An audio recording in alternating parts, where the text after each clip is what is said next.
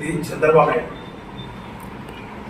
నిజంగా అలాంటి మనోభావాలు చేసిన వ్యక్తికి జనసేన సైనికులు తోడవడం, అందులో హిందువులుగా మా పార్టీ అనే బీజేపీ వాళ్ళు కూడా మాట్లాడడం చాలా దారుణమైన పరిస్థితి. ఒక కూటమి అనేది ఒక హిందువుల్ని మభ్యపెట్టే విధంగా, వాళ్ళని హిందూ సంస్కృతిని కూడా దెబ్బతీసే విధంగా వాళ్ళు మాట్లాడే విధానాలని, మనుషుల్ని మాట్లాడడం.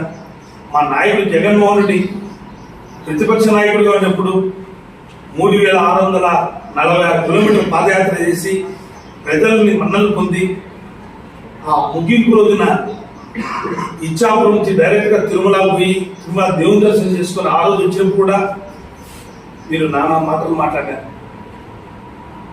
ఈరోజు మళ్ళీ తెరపెట్టి జగన్మోహన్ తిరుమల పోతుంటే డిక్లరేషన్ ఇవ్వమని అడుగుతారు. నిజంగా పురంధేశ్వరి కేశవులు మాట్లాడతారు.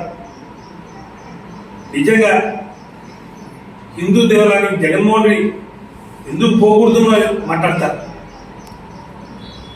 ఇలాంటి హీనమైన చర్యని ఖచ్చితంగా ఖండించాలి. రాబోయే రోజుల్లో కూడా వైఎస్ఆర్ కాంగ్రెస్ పార్టీ శ్రేణులు మీరు చేసే అరాచకాలని కూడా అన్ని ఆలోచిస్తున్నారు. మీరు రెడ్ బుక్ పరిపాలన చూస్తున్నారు. ఏదో ఒక రోజున మీకు తిరగబడే విధంగా ప్రజలతో పార్టీ ప్రజలకు తిరగబడతారు ఖచ్చితంగా. మరి తిరుమల వెంకటేశ్వర స్వామిని దర్శించుకునే దానికోసము మరి ఆయన వస్తుంటే మరి ఎవరు కూడా మీరు అక్కడికి వెళ్ళకోకూడదని చెప్పి మీకు అందరు కూడా మీరందరూ హౌస్ అరెస్ట్ అని చెప్పి ఈరోజు వైఎస్ఆర్ కాంగ్రెస్ పార్టీ నాయకులకు అందరికీ కూడా నోటీసులు జారీ చేయడం జరిగింది. అంటే ఎక్కడ మనం నడుస్తున్నాం? ఏ రాజ్యాంగం ఉంది ఇక్కడ? కేవలం రెడ్ బుక్ రాజ్యాంగం నడుస్తుంది. మరి అదే కాకుండా పెద్దలు కూడా చెప్పినట్టుగా మరి ఇవన్నీ కూడా వాళ్ళు చేయలేదు. ప్రజలకు అందరూ కూడా మీరు చేయాల్సి చెప్పిన ఏదైతే హామీలన్నీ కూడా చేయకపోగా మరి ఈరోజు డైవర్షన్ పాలిటిక్స్ దీన్ని మళ్లించాలి, ఏదో ఒక రకంగా మళ్లించాలి. ఈ 100 రోజుల పరిపాలన ఏదో ఏదో ఏదో కార్యక్రమం పేరు కూడా ఏదో పెట్టారు, మంచి ప్రభుత్వం అని చెప్పి వాళ్ళకి కితాబులు ఇచ్చుకుంటున్నారు. ఎవరు చెప్పాలి ఈ ప్రభుత్వం మంచి ప్రభుత్వం అని చెప్పి? ఎవరు కితాబు ఇవ్వాలి? ఎవరైతే ఓట్లు వేసి ఈ ప్రభుత్వాన్ని గద్దెనెక్కించిన ప్రజలు కితాబు ఇవ్వాలి. ఈ ప్రభుత్వం ఈ 100 రోజుల్లో మంచి కార్యక్రమాలు చేసింది కాబట్టి ఈ ప్రభుత్వం మంచి ప్రభుత్వం అని చెప్పి ఈ రాష్ట్ర ప్రజలు కితాబు ఇవ్వాలి. శ్రీ జగన్మోహన్ రెడ్డి గారు దర్శనానికి పోదామని అనుకుంటే దానికి రోజు డిబేట్లు పెట్టించే కార్యక్రమం, దాన్ని విమర్శించే కార్యక్రమం. సో ఇప్పుడు పోలీసులతో నోటీసులు అందరికీ, నా నుంచి మొదలుకొని అందరికీ, వైఎస్ఆర్ కాంగ్రెస్ పార్టీ నాయకుల కంటే కార్పొరేటర్లకు, మిగతా అందరికీ కూడా, మండల అధ్యక్షులకు అందరికీ కూడా, ఎమ్మెల్సీలకు, ఎమ్మెల్యేలకు, ఎక్స్ఎమ్మెల్యేలకు, వీళ్ళు వాళ్ళు అనుకోకుండా అందరికీ నోటీస్ ఇచ్చిన పరిస్థితి.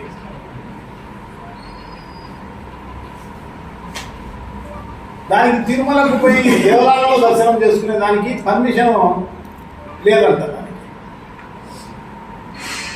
దానికి దర్శనం చేసుకునే దాంట్లో పర్మిషన్ లేకపోవడం అనేది నిజంగా కూడా ఆశ్చర్యకరమైన విషయం. దైవ దర్శనం అనేది అది మామూలుగా ప్రజలందరూ భక్తిభావంతో చేసుకునే కార్యక్రమం.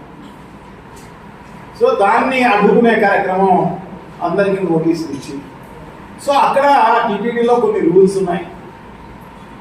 ఆ రూల్స్ ప్రకారం ఎవరిని అలౌ చేస్తారో వాళ్ళే పోతారు తప్ప మిగతా వాళ్ళందరూ ఏమి పోయిన వాళ్ళందరినీ వాళ్ళ లోపలికి అలౌ చేసే కార్యక్రమం ఏమి జరగదు. నాకు తెలిసి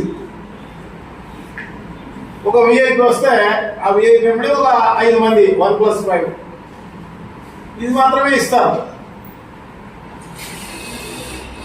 సో దాన్ని కాంట్రవర్స్ చేసి కార్యక్రమం, పోలీసులతో ఇప్పుడు నోటీస్ ఇప్పించే కార్యక్రమం, హౌస్ అరెస్ట్లు అని చెప్పేసి మా అందరికీ నోటీసులు ఇచ్చిన. చాలా దారుణం. ఎందుకంటే రేపు శనివారం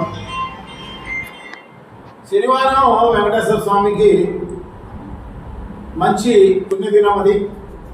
సో అందరూ కూడా గుడికి వెళ్ళే కార్యక్రమం చేస్తారు, హిందువులందరూ కూడా చాలా మటుకు.